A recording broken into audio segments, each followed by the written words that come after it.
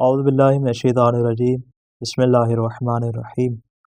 تر کے جسے بعض علاقوں میں کھیرا بھی کہا جاتا ہے، البتہ یہ کھیرے سے مختلف ہوتی ہے۔ کھیرا الگ چیز ہے، تر الگ چیز ہے، اور دونوں کی رنگت میں بھی فرق پایا جاتا ہے۔ کھیرا جو ہوتا ہے وہ عام طور پہ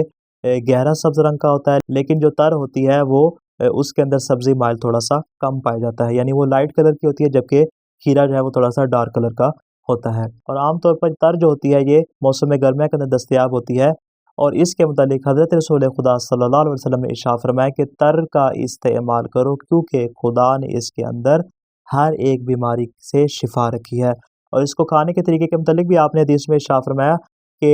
جب تم تر کھانا چاہو تو اس کو نیچے سے کھایا کرو، یعنی آپ نے بطور خاص بیان کیا کہ اس کو نیچے سے کھایا کرو۔ اور اسی طرح بعین ہی جس طرح رسول گرام اسلام نے ارشاد فرمایا، بعین ہی ویسے ہی صادق آل محمد نے بھی ارشاد فرمایا اور کہا کہ جب بھی تر کھانے کا ارادہ کرو تو اس کو نیچے سے کھایا کرو۔ اور امام نے اس کی علت بھی بیان فرمائی، کہا اس کو نیچے سے کھانے کی علت یہ ہے کہ اس کی وجہ سے اس میں برکت پیدا ہوتی ہے، یعنی جب تم اس کو نیچے سے استعمال کرو گے تو یہ برکت کا سبب اور موجب قرار پائے گا۔ البتہ جس طرح ہمارے ہاں رائج ہے کہ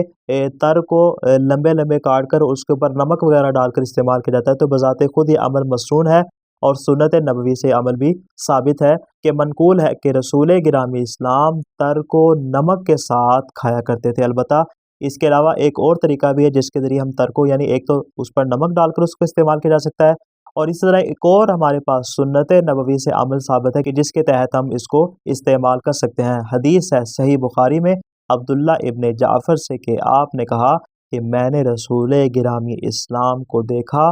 کہ آپ کھجور کو تر کے ساتھ تناول فرما رہے تھے، یعنی رسول گرامی اسلام فقط جو ہے وہ تر کے اوپر نمک ڈال کر نہیں کھاتے تھے، بلکہ تر کے ساتھ کھجور کا استعمال بھی فرمایا کرتے تھے۔ دعائیں خیر کے دعا عالم سے کہ وہ ہمیں ہر قسم کی بیماری سے محفوظ فرمائے۔ السلام علیکم ورحمۃ اللہ وبرکاتہ۔